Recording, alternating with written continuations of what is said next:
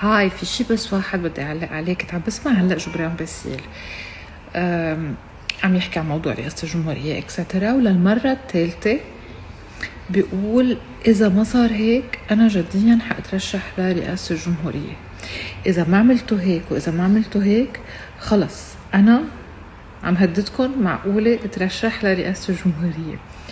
إنه في شيء كتير لذيذ بالموضوع، إنه الزلمة بيتعامل مع ترشيحه لرئاسة الجمهورية على إنه تهديد. يعني الزلمة عارف إنه ترشيحه هو شيء خطر علينا. بيتعامل مع هالموضوع على هالأساس، يعني بيهددنا إنه إذا ما عملتوا هيك وإذا ما صار هيك أنا حأضطر إني اترشح.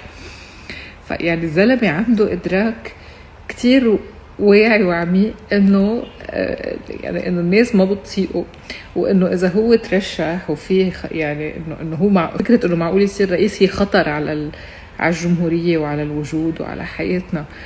فكتير مهضومة فكرة إنه هو بيتعامل مع هالموضوع على هيدا الأساس. فهيك بس.